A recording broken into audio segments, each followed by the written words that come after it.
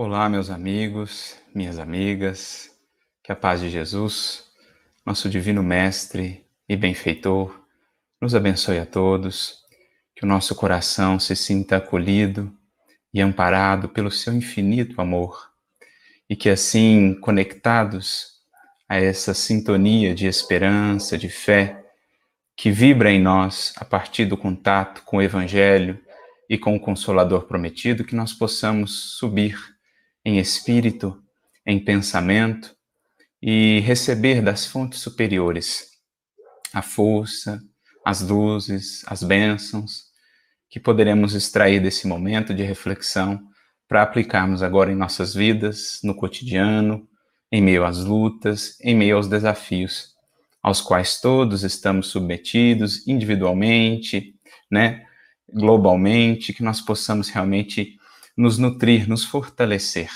com o pão que é Jesus, para que assim tenhamos força para seguir avançando rumo à luz que nos espera a todos, para além de toda sombra e para além de toda dificuldade. Então é com esse intuito que aqui nos reunimos nesta noite, pelas vias aí da internet, mas sobretudo pelas vias do pensamento e pelos laços do coração, para juntos comungarmos do pão da vida, que é o Evangelho, e ainda mais ampliado para nós, né, multiplicado para nós esse pão pelo Consolador prometido. E aproveitando as circunstâncias que todos temos vivido, nesses momentos como nunca é preciso recorramos àquilo que o Evangelho, aquilo que o Espiritismo tem como objetivo, né, que é edificar em nós a fé, a esperança, a confiança, isto é, bases mais sólidas para que aprendamos a nos mantermos firmes, a nos mantermos seguros, para sermos também sustentáculos de apoio e de amparo a outros corações, nesses momentos de maior tribulação, de maior prova, como os que agora vivemos. Então é preciso recorramos aos horizontes que o Espiritismo nos abre, por exemplo, às lições inesquecíveis de Jesus, para que a partir dessas novas lentes que então se configuram em nosso olhar, né, esse rasgar de véus que se processa em nós, a gente consiga olhar para todas essas circunstâncias com mais clareza, com mais calma, sendo capazes então de refletir melhor no que é o convite da vida de aprendizado que toda circunstância nos traz, por mais desafiadora que nos pareça, né? Por mais que num primeiro olhar não pareça ter nada ali de bom ou de edificante a nos trazer, se soubermos olhar cada circunstância com essas lentes que nos convidam a ver mais além, haveremos sim de encontrar sempre o tesouro oculto que a vida sempre nos traz em cada experiência que nos propõe, seja no plano individual, seja no plano coletivo. E por isso, para conduzir as nossas reflexões nesta noite, nós nos utilizaremos aqui de uma mensagem do Emmanuel, que está no livro Caminho, Verdade e Vida, lá no capítulo 40, intitulada justamente Tempo de Confiança.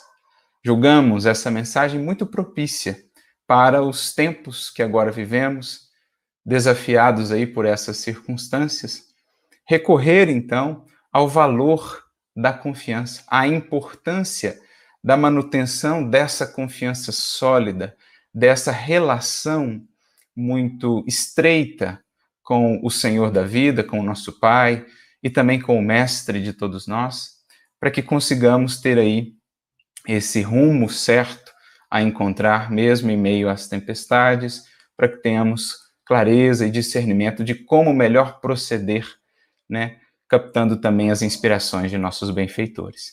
Então, é uma mensagem muito bela do benfeitor Emmanuel, que vai nos convidar também a pensar na nossa relação com essas experiências desafiadoras, com as tempestades da vida que por vezes encontramos, como temos lidado com elas.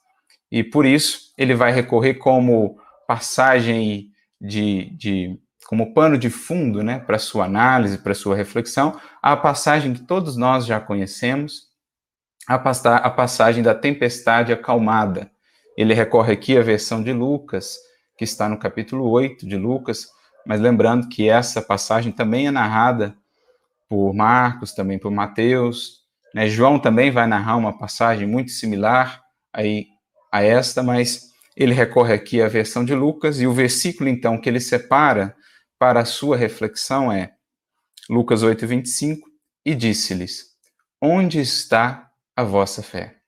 Ou seja, aquela pergunta de Jesus após acalmar a tempestade, após ser desperto pelos discípulos que temiam aquela conjunção de forças da natureza, que temiam, né, aquele aparente caos. Após ser desperto e acalmar, serenar a tempestade, Jesus então propõe essa indagação que vai de fato fundo em nossa alma, nos mobilizando a fazer essa análise de nós mesmos acerca do aproveitamento do que com ele temos aprendido. E do que também temos aprendido com o Evangelho Redivivo, com essa proposta da doutrina espírita em revivecer a sua mensagem, em ampliá-la. O que temos feito disso? Né? O que temos consolidado em nós e o que haveremos de fato encontrar em nós, em termos de postura, em termos de sentimentos, em termos de pensamento, diante, por exemplo, de situações limite, situações de desafio que haveremos de encontrar. Então é como se Jesus fizesse ali um convite à autoanálise, né, a esse voltar-se para si, o cair em si, para que os discípulos ali naquela circunstância pudessem analisar, após já todo aquele período de convivência com ele, o que estavam eles fazendo de todas aquelas lições, o que eles entendiam de fato por fé. E esse é um aspecto importante de entendermos o que é a fé nesse sentido que Jesus quer nos apresentar aqui. Mas iniciando a reflexão, então, Emmanuel diz assim: a tempestade estabelecer a perturbação no ânimo dos discípulos mais fortes. É interessante essa palavra ânimo, né? Jesus, por exemplo, quando na última ceia nos fala dos processos de tribulação, dos processos de dificuldade que todos nós viveremos no mundo, mais uma vez, individualmente ou coletivamente, ele nos orienta para que tivéssemos bom ânimo. Ele nos diz: no mundo tereis aflições, mas tende bom ânimo, eu venci o mundo. E é interessante desde já pensarmos no sentido mais profundo dessa palavra ânimo, que naturalmente está relacionada à palavra ânima, que significa alma. É como se nos momentos em que nos falta o ânimo, em que se nos perturba o ânimo, é como se nos desconectássemos ali então da alma, né? Da nossa essência, da nossa profundidade. É como se estivéssemos muito presos à transitoriedade, esquecendo de valorizar aquilo que é mais duradouro, esquecendo de investir na perenidade, na eternidade. Então, por isso, Jesus orienta os discípulos, diante das aflições do mundo, a conservarem o bom ânimo, isto é, o bom cuidado com a sua alma, o mergulho em si mesmas, o cultivo do mundo interior, como recurso imprescindível para nos sobrepormos às circunstâncias desafiadoras do mundo exterior. Por isso ele complementa com: eu venci o mundo. É como se Jesus dissesse que, para que consigamos, diante das aflições que venhamos a encontrar na vida, consigamos nos sobrepor a elas, mantendo ali, né, o ânimo, a esperança, a força de realização, a confiança para seguirmos, é preciso que tenhamos um tal contato com a nossa ânima, com a nossa alma, um tal cultivo da vida interior, que essa vida, então, ela transborda. E ela, então, se sobrepõe à efemeridade, à impermanência, à transitoriedade do mundo exterior. Já foi dito por um sábio que aquele indivíduo que não possui vida interior é escravo das circunstâncias exteriores. E é mais ou menos essa ideia que a gente já depreende aqui dessa simples palavra fazendo uma conexão lá com a fala de Jesus, lembrando também do bonito capítulo do livro Boa Nova, Bom Ânimo. É preciso aprendamos a cultivar esse ânimo firme a partir desse cuidado com a nossa vida interior, que passa então a transbordar e a se afirmar acima, né? A se sobrepor mesmo acima de toda e qualquer aflição, conservando aí serenidade, segurança, firmeza, apesar das lutas. Essa é a diferença da paz do Cristo e da paz do mundo. Enquanto a paz do mundo é aquela pensada apenas nos momentos de calmaria, e por isso muito frágil, e por isso muito efêmera, porque a vida no mundo é marcada pela impermanência, pelas oscilações, a paz do Cristo é aquela pensada e vivida mesmo em meio às tempestades, porque edificada na ânima, no ânimo do discípulo que com Cristo consegue superar os obstáculos. Eu me recordo e gosto sempre de citar aqui Guimarães Rosa, no seu bonito livro Grande Sertão Veredas, que vai trabalhar algo similar a isso, quando ele vai tratar ali do sertão, né? A sua obra, embora pareça ali um conto regional, na verdade ela é muito maior do que isso, ou muito mais do que isso. Ela é, na verdade, um estudo metafísico, um estudo espiritual da relação da criatura humana com o mundo, com as circunstâncias exteriores, que poderíamos entender ali como o sertão. E ele diz assim: ou você governa o sertão, ou o sertão te governa. Isto é, ou governamos esse nosso mundo interior e sobrepomos-nos às circunstâncias exteriores, ou elas nos absorvem. Né? Ele até vai dizer em outro momento, né, por meio dos personagens principais ali da obra, ele vai dizer assim, que para governar esse sertão é preciso tomar conta dele adentro. É preciso avançar, né, para esse sertão interno nosso, governá-lo, conhecer esse mundo, criar essa relação profunda com a nossa consciência, com os nossos sentimentos, o processo de conhecimento, autoconhecimento, que Santo Agostinho nos diz no Livro dos Espíritos, para que então aprendamos a governar também esse sertão exterior das dificuldades e das lutas. Então, ali, os discípulos, ainda não muito maduros no que diz respeito a esse cuidado da vida interior, aquela tempestade havia estabelecido perturbação no ânimo dos discípulos. Desorientados ante a fúria dos elementos, socorrem-se de Jesus em altos brados. Atende-os o mestre, mas pergunta depois: onde está a vossa fé? O quadro sugere ponderações de vasto alcance. E aqui está a riqueza e a beleza do estudo do Evangelho. Quando a gente passa a entender cada lição do Cristo, cada passagem, cada acontecimento do Evangelho, como um portal para vastas reflexões, para um universo de reflexões, que se conectam com os momentos, com as circunstâncias que nós estamos vivendo agora. O Evangelho deixa de ser apenas um simples registro de fatos, apenas um livro histórico, para se converter em mensagem viva para a nossa vida, a ser aplicada, a ser adaptada ali, ajustada, né, a partir da nossa mudança de postura, às circunstâncias em que estamos vivendo. Ou seja, o mestre se torna, de fato, um mestre vivo, modelo referencial diante de cada circunstância que encontramos na vida. Aliás, é com essa proposta que Emmanuel inaugura esses livros ou essas obras, por exemplo, Caminho, Verdade e Vida, de comentário do Evangelho. Lá no prefácio do Caminho, Verdade e Vida, que é a primeira dessas obras, ele vai deixar isso muito claro. Tomar o Evangelho como esse livro pedagógico, né, como esse material de reflexão, como essa mensagem viva a ser aplicada nos mais diversos âmbitos e circunstâncias da nossa vida. Porque o mestre é um mestre vivo e a sua mensagem imperecível, porque fala ao Espírito. Então, Emmanuel aqui já nos está projetando para esse vasto campo de reflexões, como ele diz aqui, né, de ponderações, porque ele quer nos levar ao entendimento moral das circunstâncias, ao ensino espiritual das circunstâncias da passagem, que agora vai ser ou pode ser aplicado à nossa vida. Então, é esse o caminho que vamos aprendendo a trilhar na medida em que vamos entendendo lá com Kardec, com Emmanuel, com os outros escritores, espíritos desencarnados ou encarnados, que se propuseram a trazer para nós essas reflexões, né? Essas contribuições acerca do estudo do Evangelho.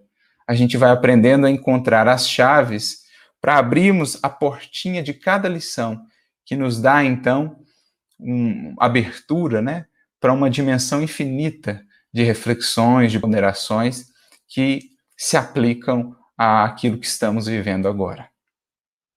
A interrogação de Jesus indica claramente a necessidade de manutenção da confiança. Quando tudo parece obscuro e perdido. Em tais circunstâncias, surge a ocasião da fé no tempo que lhe é próprio. Então, bonito isso aqui que ele vai dizer, que há tempo próprio para cada coisa, até mesmo os tempos mais propícios para o desenvolvimento ou a expressão da fé e da confiança. É como se ele estivesse nos recordando, lá Emmanuel, daquele bonito trecho do livro de Eclesiastes, lá do Antigo Testamento, no capítulo 3, quando nos é dito lá que há tempo para toda coisa, para todo propósito debaixo do céu. Há tempo de nascer, há tempo de morrer, há tempo de semear, há tempo de colher, há tempo de buscar, há tempo de perder, há tempo de guardar, há tempo de lançar fora, há tempo de abraçar, está lá no versículo 5, e há tempo de deixar de abraçar. Olha que interessante. Há tempo para cada coisa, porque essa é a própria característica da experiência material. A palavra que Kardec vai utilizar tantas vezes na codificação, vicissitudes, que são essas oscilações, que são essas mudanças repentinas e frequentes de circunstâncias que têm uma finalidade.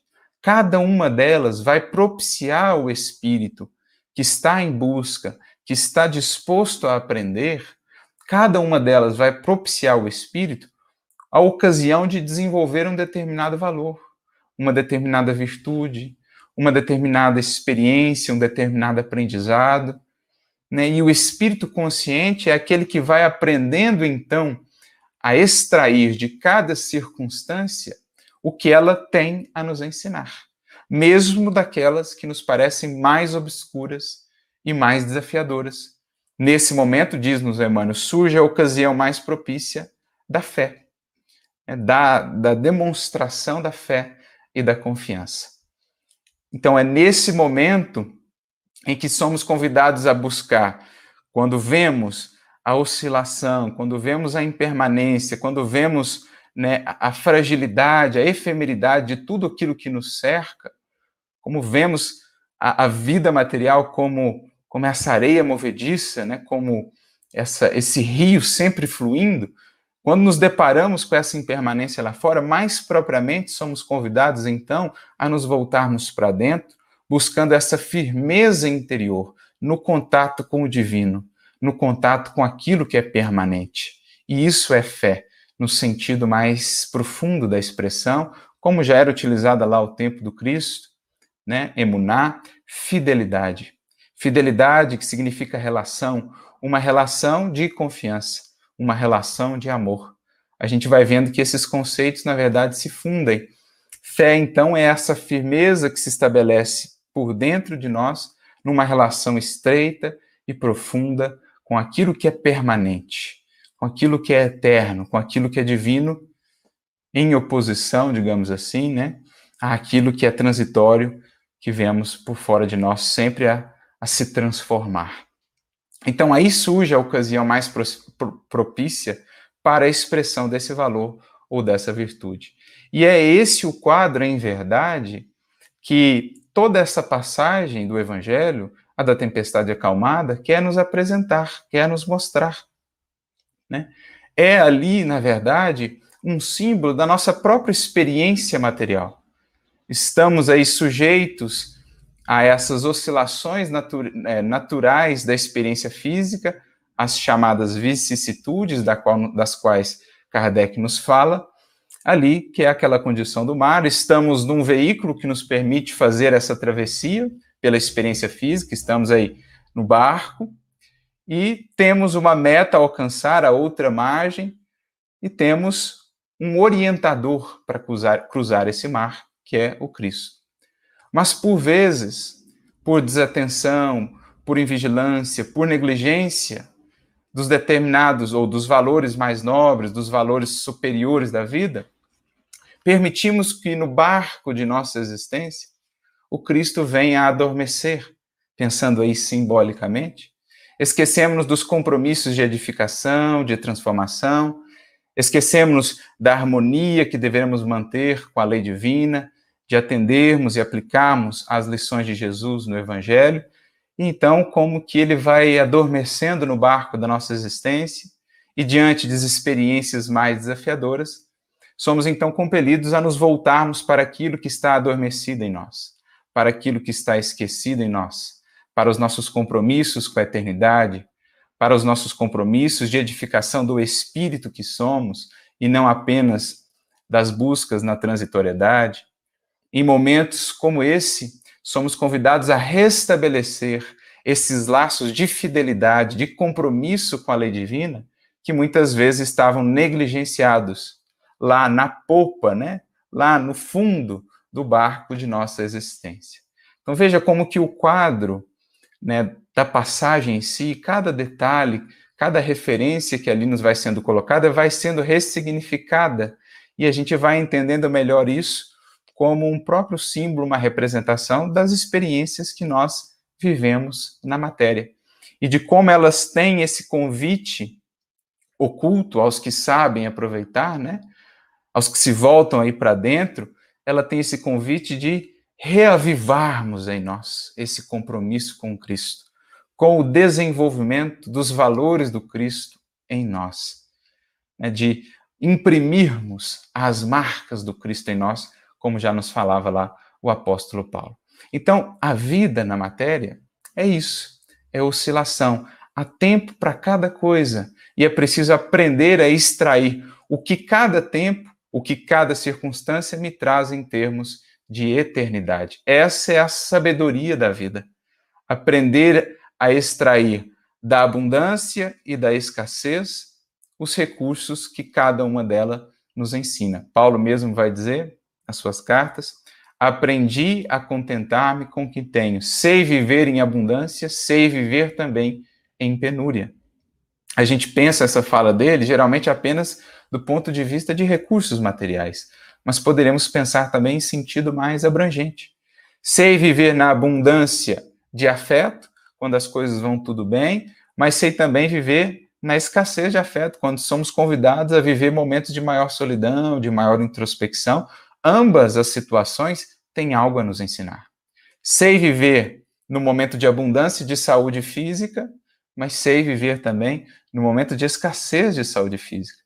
Ambas as circunstâncias têm algo a nos ensinar. Uma, por exemplo, a saúde física, o trabalho, a realização, o aproveitamento do tempo, né, a concretização de projetos e realizações.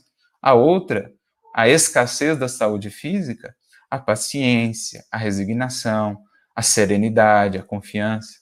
Então, em todos os aspectos da vida, podemos pensar nessa oscilação. Momentos lá de topo, momentos de vale, né, que é a representação, o símbolo ali das ondas que nos mostram essa experiência material, né, que nos falam dessa experiência material. E há tempo para cada coisa, é preciso saibamos aproveitar. Se há ensejo para trabalho e descanso, plantio e colheita, revelar-se-á igualmente a confiança na hora adequada. Então, são processos também cíclicos, né? Há momento de plantar e há momento de colher. Depois volta um novo momento de plantar e um novo momento de colher. Há um momento de expressão mais própria da confiança, há um momento de desenvolvimento mais próprio da amizade, por exemplo, da amorosidade, né, do aprofundamento em nós mesmos. São ciclos. A vida na matéria ela é marcada por essas oscilações e também por esses períodos cíclicos. Ninguém exercitará otimismo quando todas as situações se conjugam para o bem-estar. É difícil demonstrar-se amizade nos momentos felizes. Então, é preciso aprendamos a fazer uma leitura dessas circunstâncias e entender, por exemplo, esses momentos como os que vivemos, como um convite justamente agora sim a aplicarmos tudo aquilo que vínhamos acumulando, tudo aquilo que vínhamos guardando, né, ou aproveitando nos estudos que fazíamos em nossas casas espíritas, em nossas buscas espirituais. Nesses momentos, mais propriamente, é que somos convidados a aplicar esse óleo, todo esse combustível que por nós foi armazenado, para acender o archote da fé, para acender o lampião da fé, que há de nos conduzir nos momentos mais desafiadores. Ninguém acende o archote, mais propriamente, no sol claro ou no sol a pino. Faz mais sentido, ou ele se aplica mais propriamente ao momento de sombra, ao momento de tempestade, em que se faz também a escuridão. Então a vida ela é marcada por esses ciclos, momentos de descanso, como ele diz aqui, momentos de mais calmaria, como é a vida no mar, e todo marinheiro saberá disso, mas há de se esperar também os momentos de tempestade. A própria natureza há de nos ensinar que se há ali o outono da reflexão, o verão da realização, temos o inverno da provação e a primavera da frutificação. São ciclos que marcam a nossa vida, cada um com o seu papel e cada um com a sua finalidade. Então, mais propriamente, em momentos como esses, somos convidados agora a avaliar o que temos feito de tudo que temos recebido, de tudo que temos ajuntado em nossos estudos, na doutrina espírita ou na busca espiritual que venhamos a ter. É agora que haveremos de avaliar, de aferir o quanto de fato disso tem sido aplicado por nós. O quanto de fato temos convertido todo esse material recebido em bases, em pilares mais sólidos de nossa paz e de nosso equilíbrio. Por isso as experiências de prova, as experiências de luta, de desafio, elas têm esse papel educativo também, no sentido de nos mostrar tais quais somos. No momento de prova, no momento de dificuldade, nós revelamos, de fato, em que patamar estamos nessa relação com o Criador, nessa relação com a lei divina, o quanto, de fato, temos aplicado ou estamos aplicando daquilo que já recebemos de revelação superior, né, a partir dos estudos, a partir das informações que vamos recebendo da espiritualidade. Nesses momentos, nos mostramos tais quais somos. Há, por isso, uma mensagem muito bonita de Emmanuel no livro Justiça Divina, lá no capítulo 17, chamada Exames, em que ele nos diz assim, que a dor ela é um agente de fixação e ela nos expõe a verdadeira fisionomia moral.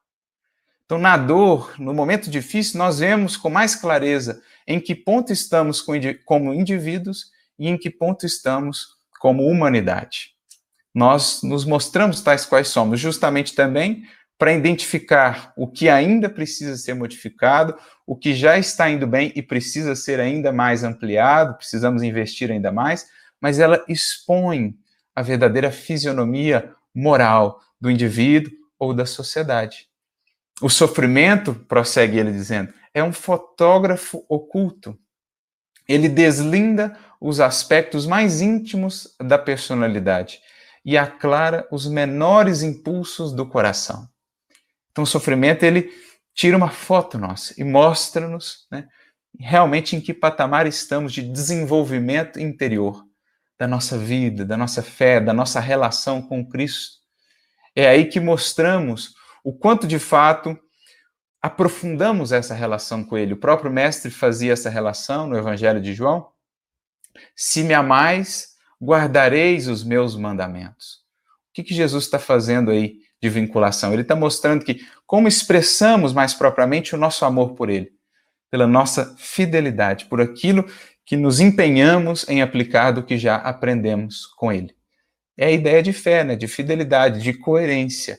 Demonstramos o nosso amor a Ele, o quanto aprofundamos essa nossa relação com Ele, justamente quando nos propomos, né? E nos aplicamos a ser, de fato, fiéis, coerentes àquilo que temos aprendido. Então, por isso que essas circunstâncias, elas nos revelam. E ele segue dizendo ainda lá na mensagem sobre esses exames, Emmanuel, ele diz que cada problema que nos busca é como uma questão, um processo de análise dirigida, como que um raio-x, né, radiografando certas zonas do nosso ser para identificar ali pontos frágeis, pontos fortes, verificar o equilíbrio de determinadas zonas do nosso ser espiritual. E que cada provação pela qual passamos é como um banho de substâncias químicas, testando as nossas ideias, os nossos ideais, os nossos sentimentos, para analisar-lhes a sanidade, ou seja, a saúde. Então, olha que reflexão interessante, né? Nesses momentos, mais propriamente, somos capazes de ver o quanto nos falta ainda desenvolver, em que ponto estamos tropeçando, o que ainda está frágil, o que já está começando a se solidificar, para que possamos, assim, com mais clareza, atuar. Então, uma das primeiras circunstâncias, uma das primeiras características desse momento de prova é justamente nos dar essa percepção mais clara de nós mesmos, da circunstância, do que é supérfluo, do que é necessário. Então, no momento de prova, no momento de dificuldade, a gente vê melhor o que é necessário, o que é essencial e o que é peso extra que estamos carregando. A gente aprende a ir tirando, né, do barco da nossa existência tudo que seja peso morto, peso extra, para que estejamos mais seguros ante a tempestade. A gente passa a ver o que era ali frágil e que considerávamos antes forte, considerávamos algo sólido, e vamos aprendendo também a entender o que realmente é sólido, o que realmente nos dá sustentação. Isso vale tanto para nós enquanto indivíduos, como para nós também enquanto humanidade, enquanto, né, coletividade. Esses momentos vêm nos mostrar a fragilidade de valores, de modelos, de estruturas de vida, de sociedade que antes consideravam muito sólidos, muito fortes. E vem justamente nos convidar a repensar em que bases temos edificado a nossa paz, o nosso equilíbrio. Por isso, como nos dizem os espíritos, quando tratam, por exemplo, desses chamados flagelos destruidores, dessas experiências mais difíceis, a que por vezes a humanidade é submetida, eles nos dizem que esses processos às vezes apressam em muito determinadas transformações que de outro modo demandariam séculos, como está lá na questão 737 em diante, né? Por quê? Porque justamente eles nos mostram esses pontos frágeis, os pontos de adoecimento. Eles nos mostram a fragilidade, por exemplo, de uma sociedade edificada sobre a indiferença, sobre o materialismo, sobre o egoísmo, sobre o hedonismo, e nos mostra, ou pelo menos nos concita a enxergar com mais clareza e a buscar com mais vontade, né, as bases mais sólidas da solidariedade, da fraternidade, do auxílio mútuo, da caridade, da humildade, da generosidade, que haverão de ser, essas sim, as bases de uma sociedade mais harmonizada com as leis divinas e, por isso, mais segura, mais estável, né, mais bem estabilizada. Esses os processos que vamos vivendo nesses tempos propícios. No inverno da vida, a gente aprende a avaliar melhor o que realmente tem valor, o que foi investimento em vão, a gente vai aprendendo a nos despojar do que é inútil para guardar o que é essencial. Tudo isso traz lições se soubermos aproveitar. E é isso que Emmanuel está nos dizendo.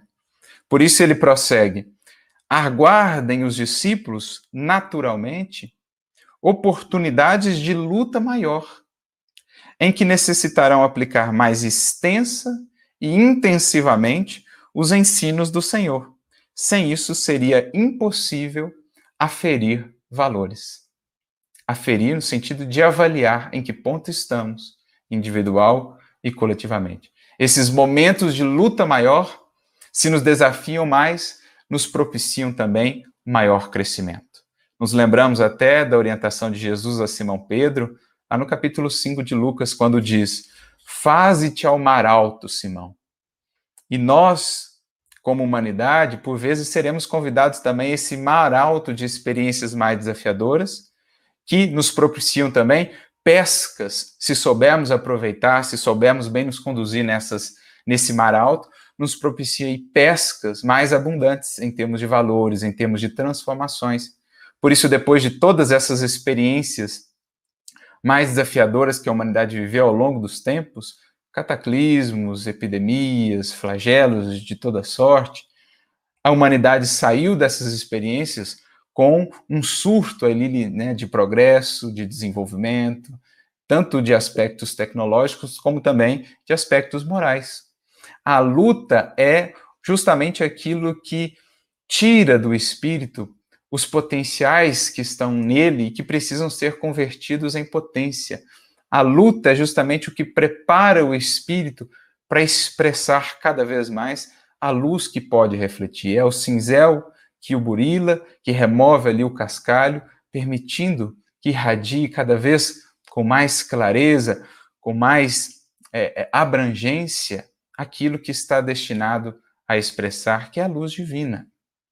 Então, a humanidade, a história de progresso da humanidade e dos indivíduos em particular, é a história do ser humano sempre lidando com as dificuldades exteriores e, a partir disso, expandindo as suas capacidades e mergulhando mais fundo em si mesmo, estabelecendo raízes mais profundas e, portanto, mais segurança e mais extensão, mais abrangência de ação e de realização, ampliando as suas faculdades. É o que ele diz aqui nessas duas palavrinhas: mais extensa e intensivamente os ensinos do Senhor. Alargar possibilidades, expandir as nossas faculdades, ver mais além, ver mais longe e mergulhar mais fundo, ganhando então solidez, ganhando segurança, ganhando firmeza e também perspectiva. Porque aquele que vê mais longe percebe nas circunstâncias difíceis do momento não somente o problema em si, mas mais do que isso, aquilo que ele vem preparar, aquilo que ele vem gerar.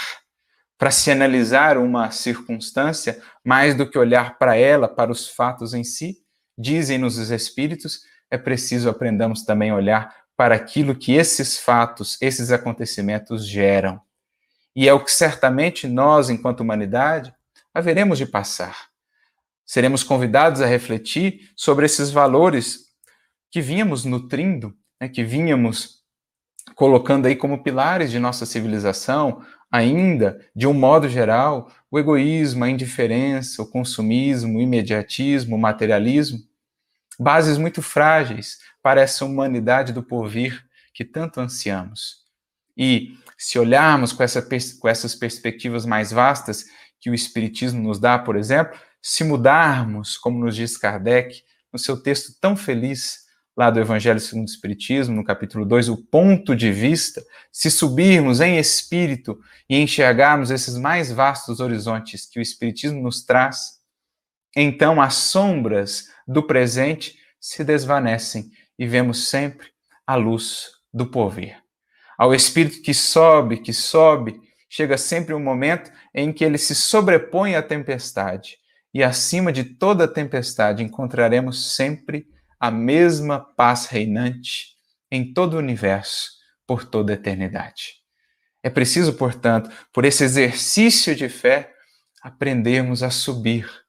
Por essa comunhão mais profunda com o alto, que nos dá asas ao pensamento e ao sentimento, é preciso aprendermos a ver mais longe, para então encontrar consolo, para então manter essa confiança, essa chama da confiança bem acesa.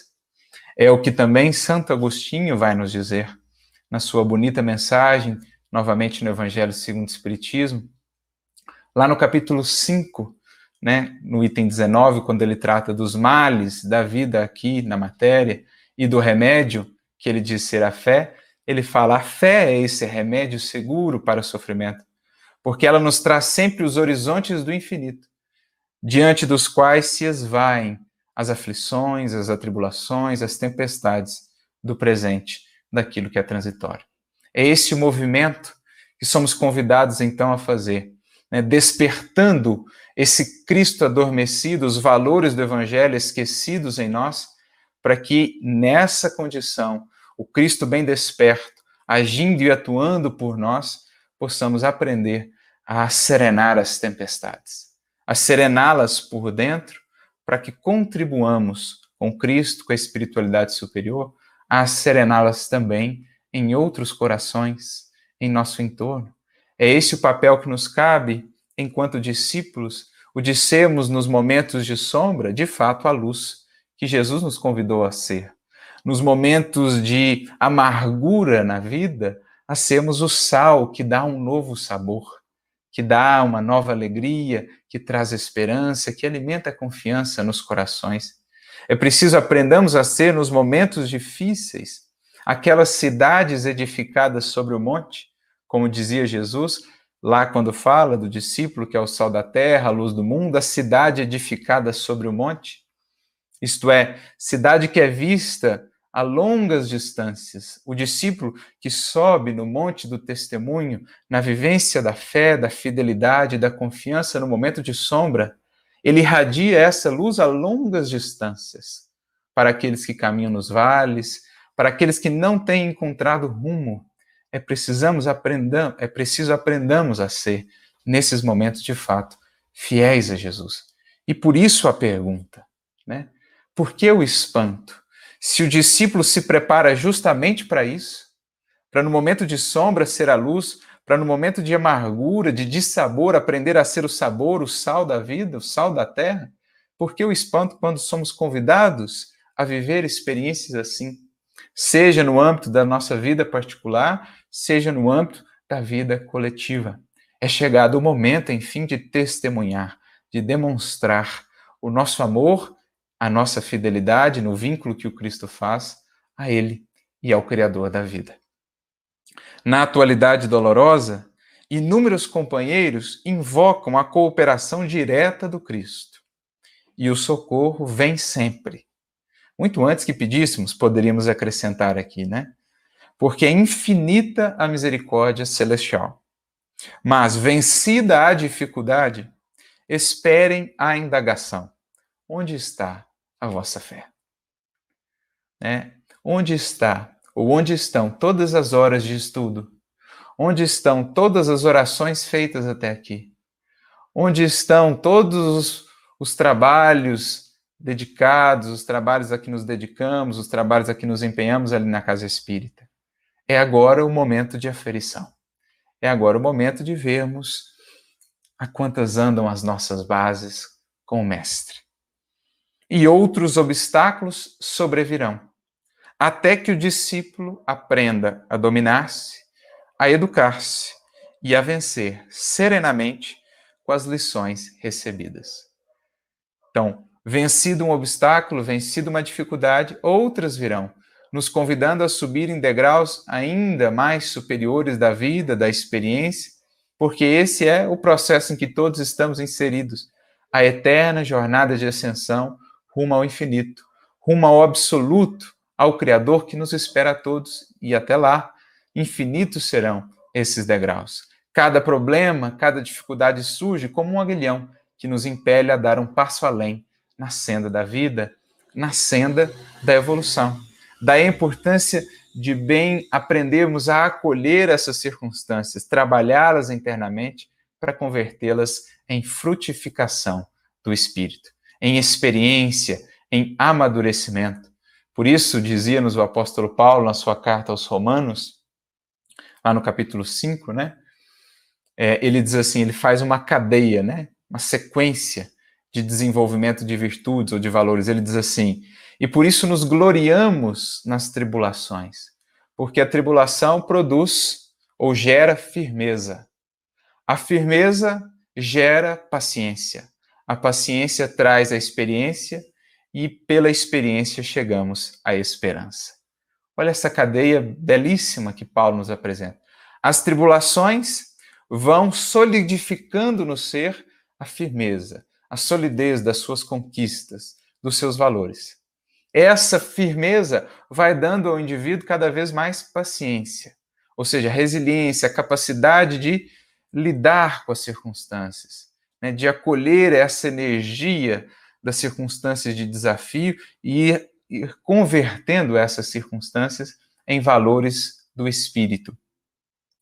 A paciência gera experiência, o acúmulo de tudo que já foi vivido, né? Ali as súmulas de registros, de valores, de memórias que o Espírito vai registrando como o seu tesouro, como aquilo que ele vai ajuntando na jornada eternidade afora. E por fim, a partir disso, chega-se à esperança.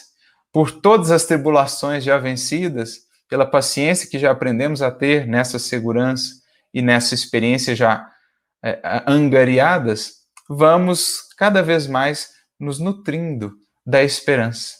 Porque se já vencemos tantas dificuldades nas jornadas, nas inúmeras experiências que já tivemos até aqui na matéria ou fora dela, e se aqui estamos, seguindo, avançando em nossa melhor versão, venceremos também todas as que vierem.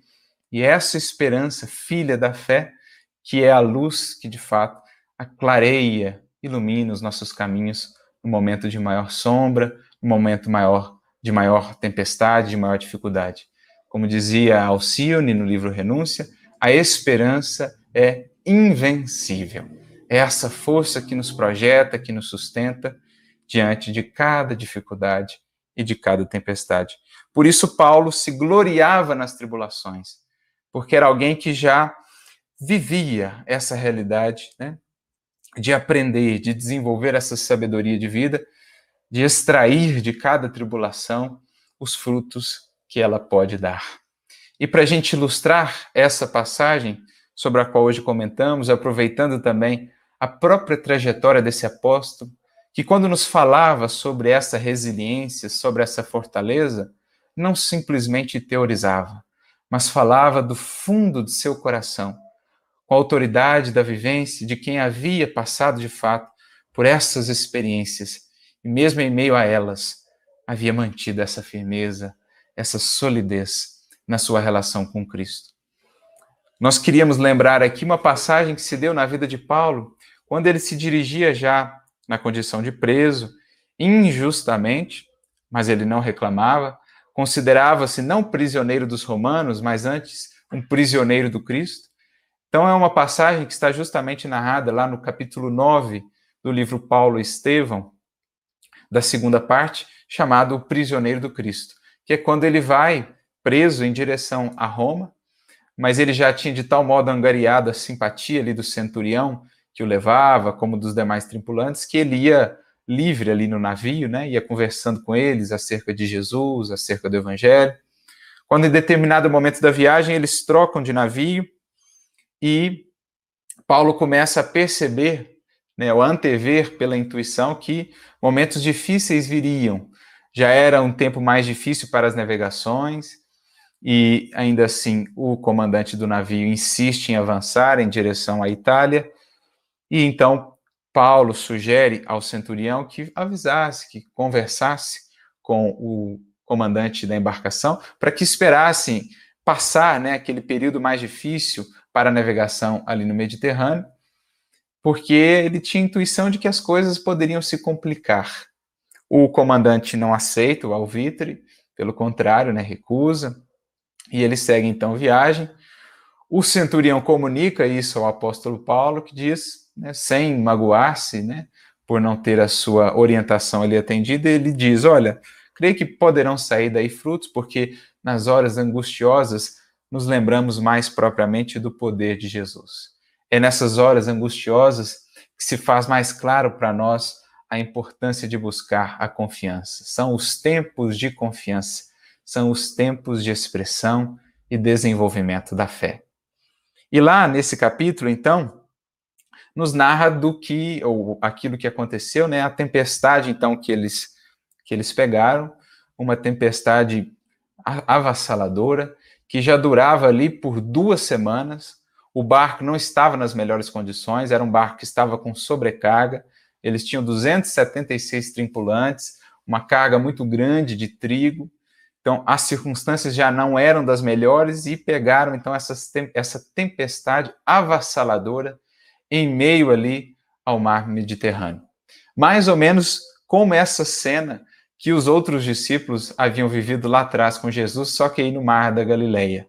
Paulo também teve esse seu momento de aferição ali nessa viagem para a Itália.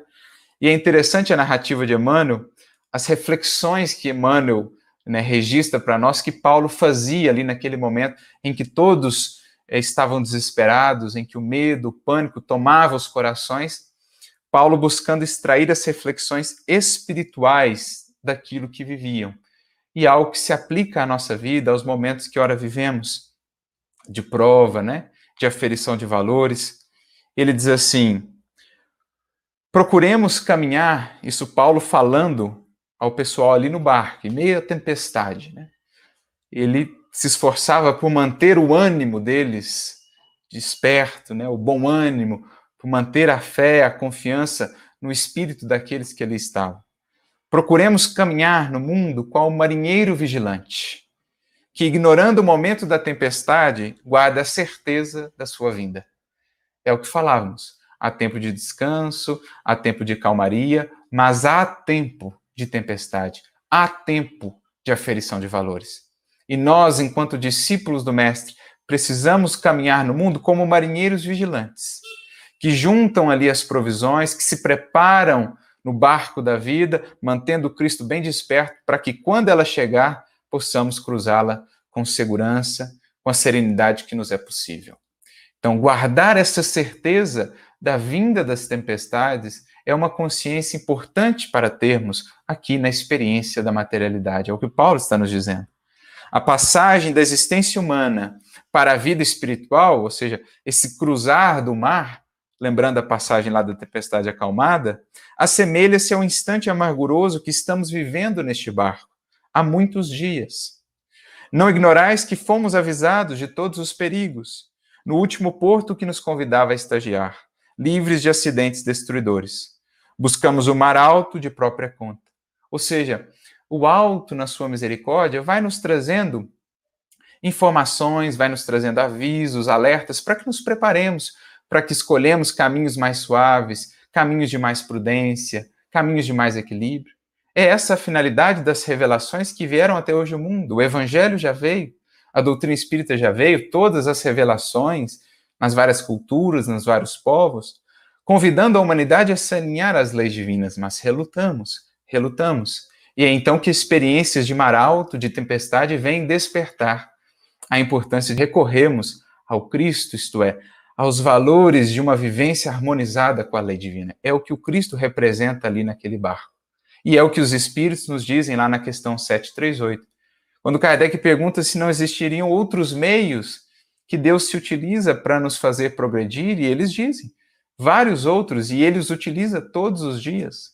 A instrução que nos chega dos benfeitores, as revelações que nos chegaram até hoje, mas como vamos relutando no egoísmo, na indiferença, no materialismo, chega um momento em que as bases precisam ser chacoalhadas, e é então nesse momento que avançamos, às vezes, em alguns anos, em alguns decênios, o que demandaria séculos, se não milênios, até avançarmos de outro modo.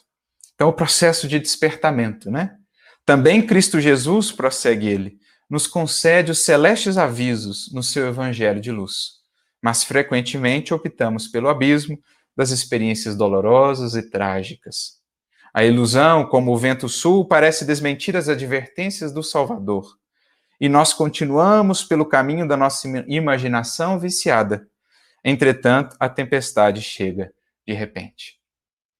Então, embora todos os alertas, toda a misericórdia que vem nos concitando a buscar mais o equilíbrio, a harmonia no consumo, na relação com o planeta, com a natureza, na relação entre nós outros enquanto irmãos, no cultivo da fraternidade, da caridade, da amorosidade, vamos postergando tudo isso, vivendo nessa dinâmica de vida muito ainda materializada, voltada para os valores materiais, nos esquecendo desse equilíbrio, até o momento em que desponta então a tempestade, em que somos convidados a fazer mais propriamente essa análise e rever os valores adoecidos em que nos encontramos em busca, de fato, dos novos valores que serão para nós a fonte da cura, né?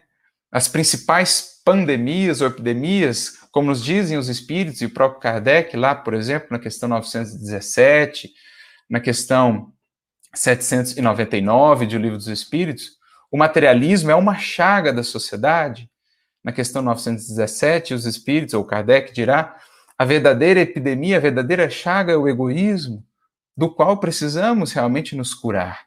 Então vamos vendo esses modelos em que nos encontramos de adoecimento, né, da ausência de equilíbrio, para que possamos de fato despertar e buscar essa nova condição, assim mais harmonizada à lei divina, por meio da qual haveremos de avançar a novos horizontes de evolução coletiva.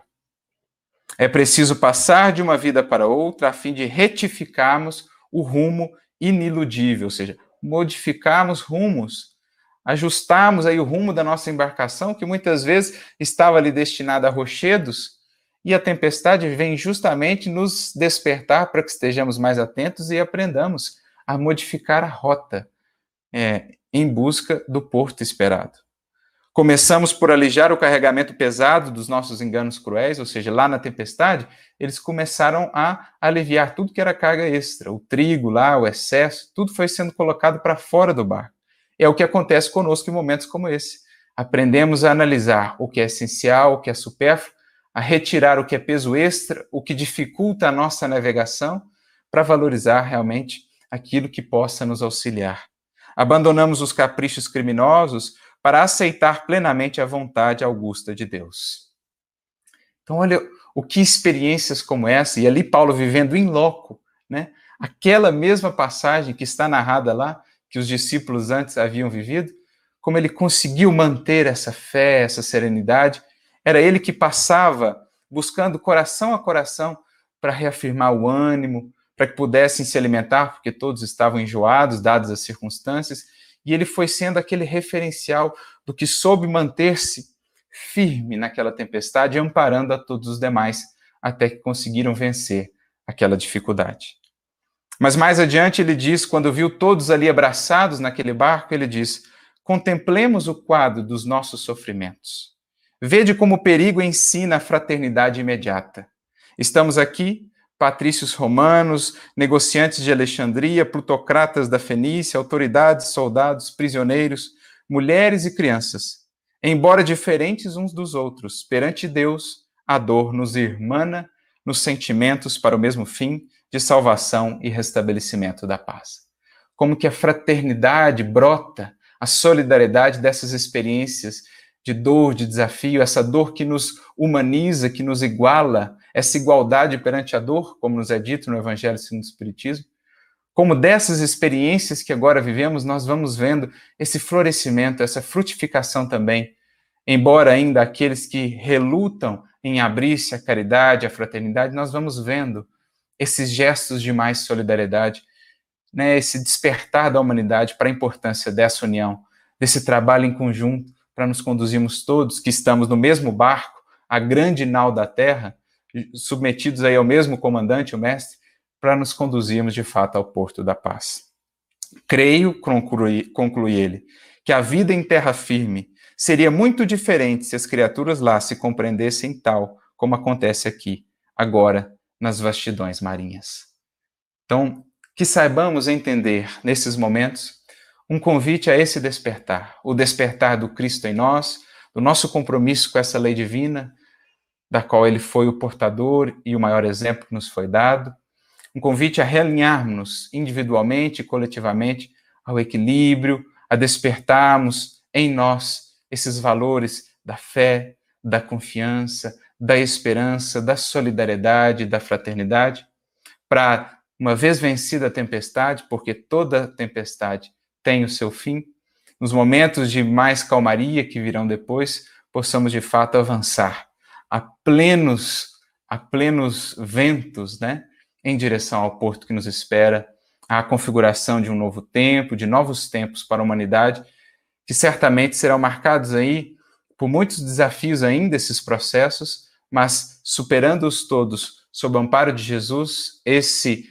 nauta, esse marinheiro que conhece muito bem cada tempestade, cada caminho do mar, haveremos de encontrar ancorados e amparados nele e na sua luz, esse equilíbrio, essa confiança para vencermos toda tempestade. Que saibamos colher os frutos, as experiências que momentos como esse nos propõem e que saibamos, no momento justo, no momento esperado, demonstrar o nosso testemunho de fé de fidelidade ao Cristo, expressando essa luz da confiança àqueles que não a têm conseguido encontrar. Eram esses os nossos votos, que possamos nos inspirar nesses exemplos que nos antecederam para irradiar aos que estão junto de nós ou mesmo à distância essa luz da esperança, essa luz da confiança que nos há de mostrar o caminho, mesmo em meio a quaisquer sombras ou lutas que venhamos a passar. E que Jesus, o divino timoneiro da nau terrestre, possa nos conduzir e nos guiar rumo ao porto da paz, do progresso e da renovação que precisamos encontrar. Muita luz, muita paz a todos. Essa que é uma mensagem que nós lemos do livro Caminho, Verdade e Vida, e esse trecho agora do livro Paulo Estevão, na segunda parte do livro Paulo Estevão, a gente fez essa conjunção, então, dessas passagens acerca das tempestades com a qual precisamos aprender a lidar, a superar, para encontrar sempre a calmaria de novos tempos e de novas possibilidades de progresso e evolução. Que Deus abençoe a todos vocês, que Jesus siga amparando a cada um, no mais íntimo aí, o santuário da consciência do coração, fornecendo-lhe esse clima de paz e de segurança para passarmos por esses momentos com essa serenidade. Que Jesus nos abençoe a todos. Fiquem com Deus.